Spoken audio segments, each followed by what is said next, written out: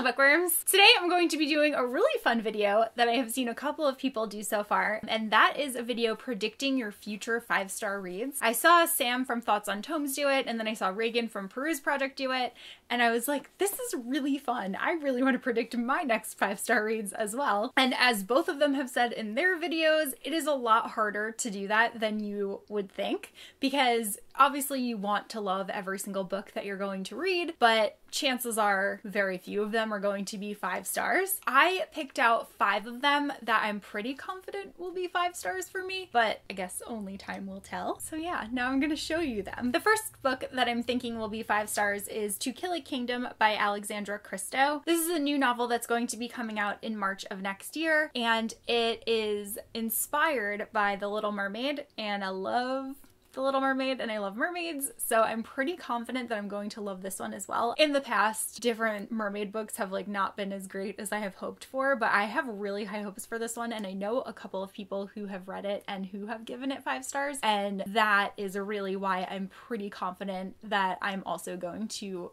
be loving this one and giving it 5 out of 5. So it follows Princess Lyra, who is siren royalty, and she's captured the hearts of 17 princes, but after a twist of fate, she is forced to kill one of her own, so one of the other mermaids, and her mother in this book is the Sea Queen, and I believe her mother is based on Ursula. So in order to punish her daughter for killing another siren, she turns her into the thing that mermaids hate most, and that is a human. So after she's transformed into a human, she no longer has the capability of using her siren song to lure men in, but the Sea Queen has given her until the winter solstice to capture the heart of Prince Alien, who is Prince Eric, and if she fails to do so, she is going to be forced to remain a human forever. It sounds really cool because I like the extra added aspect of not just she's in love with him, but that she has to kill him. Sounds really good to me. The next book that I'm pretty confident will be a 5-star read for me is Station 11 by Emily St. John Mandel. I honestly feel like I'm the last person in the world to read this book.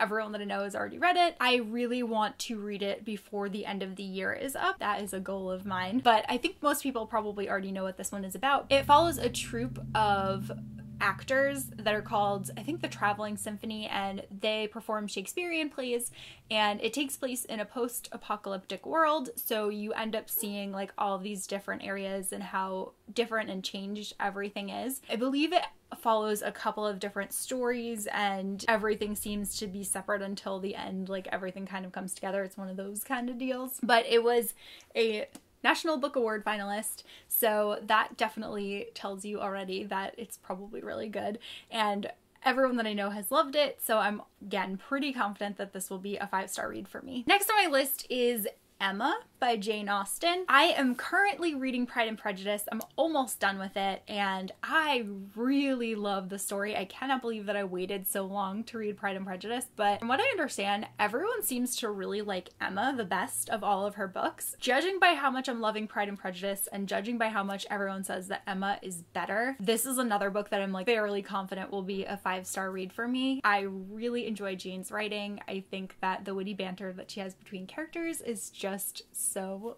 delicious. I just eat it up. It's so engaging, and it's gotten me really excited to read the rest of her work. And then the last 2 5-star reads that I am predicting for myself are actually both by the same author. The first one is Daughter of the Forest by Juliet Marillier. I swear I've been saying for the longest time that I'm going to read a Juliet Marillier book. I've never read any of her writing, but I know that she writes fantasy novels, and I love fantasy novels. Everyone says how amazing this one is, and I recently found out that there are fairies in it, which is something that I just adore. I really think that I'm going to end up loving this one. It's also my friend Alexa. It's one of her favorite fantasy series of all time, and we have very similar taste in books, and I really trust her judgment, so I really feel like this is going to be a 5-star read for me. It follows a girl named Sorcha, who is the 7th and only daughter of Lord Callum of Seven Warders, and Sorcha has had a really amazing childhood, and she really loves her brothers and her father,